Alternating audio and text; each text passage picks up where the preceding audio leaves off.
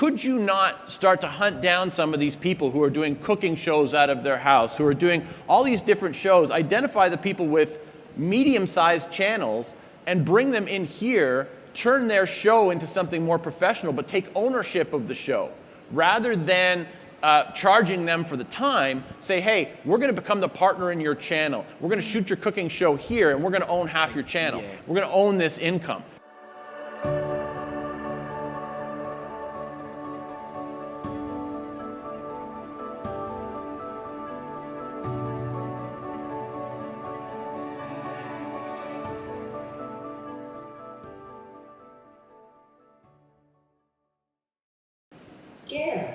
What would you recommend? Well, I've got three things, actually. First of all, it starts with the mindset of drop the needle. It's a new game. When I heard you say right away, Rennie, we're a non-essential service, I thought, that's sending a dangerous message out to the universe. You're damn right you're essential. We need, people need, organizations need magnificent venues like this. This is like Carnegie Hall. This is Canada's version. We're seeing the most magnificent meeting space in the entire country, and I can't help but think that it starts with mindset and your own belief, but then how does it translate into repackaging? If you think about the movie theaters, how did we always buy the popcorn? It was small, medium, large. Well, how could you do the same thing, especially you're in the epicenter of some of Canada's biggest corporations. So what packages could you design, kind of like movie theater popcorn, for corporations like, for instance, some of the big banks who need a space like this, and then you could offer exclusive rights. How much more could you charge for someone who wants the exclusive access to a facility like this and have them on a monthly retainer? Just off the top of my head, I'm thinking there's got to be at least 10 companies headquartered in Toronto that would pay you $15,000 a month to have this space every month. That's good. Yeah, that's good. Thank you. Yeah? I like it. Yeah. Me? Yep. Yeah, I'm going to always keep going back to behaviour. And you as a leader, we talk about leaders being role models. So if you get really clear on your behaviour and live them very consistently, that will permeate down the organisation. I think you probably are a pretty strong leader, but I also think you're going to work and move into more stress. And so great leaders under stress remain pretty consistent and make decisions through their values, and then they action directly to their behaviour, right? So the question we would ask you is, how do you want to be recognised or described as a leader post-COVID? Chuck down 10 to 15 words again, but then land on the two or three that really, when under pressure, you turn to them. Professional, committed, honest, whatever that might be, because there'll be so many decisions moving forward that are going to stress you out, and your default behaviour is probably not the one we want. We want to have a decision made on values. And then underneath those values again, define what are the behaviours I currently display that holds me back from being recognised as that, and then just cross-reference it. Whatever's the opposite will be your behaviours that you could pin up literally in your mirror of your bathroom where you look at every day. I'm professional and committed and honest, or whatever that might be. Because the way you show up, the way you behave, is the way everyone else is going to emulate moving forward. Yep. Thank you.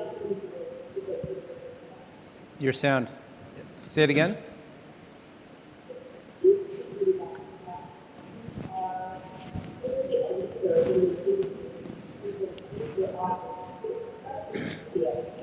Erica? Erica, is your paper over your mic? Erica, paper. Mike. Is this better? Yeah, that's better. Yeah, there you go. Thank you. I'm going to jump in right now and give some feedback. Basically, what Gare said about your studio being the Madison Square Garden of studios here in Canada is it puts you way ahead of the competition in so many ways, not to mention all the technology that we offer. The studio that we're using today the way that you are mixing virtual and live, the way that you are able to build the studio in I think, a day, if I'm right, Jamie. You do incredible work, but how many people outside this small industry know about this space? This space and your capabilities can be used in so many different ways. What I would say to you, you mentioned that sales and marketing has become the focus of yours, and I think that's important. I also think it's important to build it through legal time. So for me, the idea of content marketing would be key for you. The idea of you building events yourself. The idea of you creating more of these opportunities for your potential clients and not even charge them.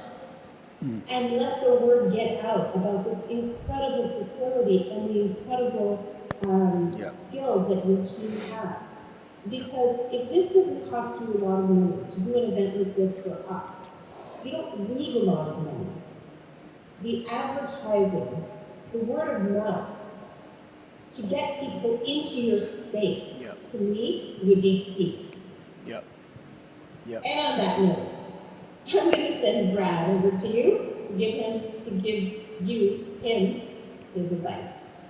We are in a fantastic space. I mean, all of us were thoroughly impressed when we walked into this space. If we boil it down, you are in the space, talent, and equipment rental business now, right? I mean, we show up, we pay you a fee, we access all of this space, all these great people, and all of this great equipment. Maybe the idea for you is to pivot into something completely different. Rather than trying to do these big events from these big companies, maybe there's another opportunity here for you, rather than to get paid for essentially the use of all of this and then walk away. You know, while we're sitting here in this beautiful space, there are kids at home on YouTube with a cheap iPhone making millions of dollars a year opening toys, right? And so, you know, and when we think about that, there's countless celebrities on YouTube who are making a ton of money. There's countless celebrities on TikTok who are making a ton of money. They're getting paid by the platform, and their channel is generating millions of dollars a year. Some of those people are here in Canada. Could you not start to hunt down some of these people who are doing cooking shows out of their house, who are doing all these different shows, identify the people with medium-sized channels and bring them in here, turn their show into something more professional, but take ownership of the show. Rather than charging them for the time, say, hey, we're going to become the partner in your channel. We're going to shoot your cooking show here, and we're going to own half your channel. We're going to own this income. And you're now taking this downtime where you have a skeleton crew, but you still have all of the stuff, and you film these, you take these medium-sized social media, YouTube, video celebrities and bring production value to what they're doing, and take ownership of the royalties that are coming in, as opposed to just getting paid for the time. I love what Brad said. You're like Sam Phillips of Sun Records, discovering the new Elvis of the YouTube generation.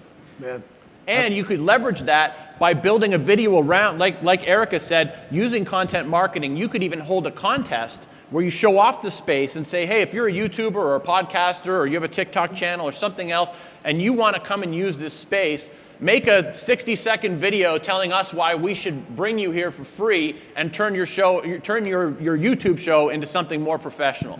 And you could get the word out that way. And at the same time, all these YouTubers and these social media people are going to see it, but so are the decision makers at these larger companies. They're going to, wait a minute, this place is right around the corner from Costco? You know? I like that. On that note, I just want to add one more point. How do I know these people? I know these people because we are speakers, facilitators, coaches. We are in the same mastermind speakers community. Some of us are in the same speakers agency. We speak at the same business groups. The first question I asked Melissa when I did this tour was, is there some type of package, subscription package for speakers like us? I gave a talk at Canada Life recently. These speakers are speaking to the top companies in the country. If there was a way to package and offer people like us as a group some type of ability to come in with a Canada Life within what we're paid, giving a percentage of what we're being paid, or everybody chips in if they have a certain amount, they're allowed to come here X amount of time per month, then I think you could tap into the high-end speakers in the country, because it's not just about who your audience is, these big conventions, these big pharmaceutical companies. I get that, but there are speakers in this room and tomorrow as well who do talks even within the virtual environment throughout COVID, who might be interested, like me, if I could afford it within a certain subscription package, to come in here and do my next talk with a big organization. That's good. Yeah. Yeah. So that was one thing I thought. On that note, we have a few seconds left.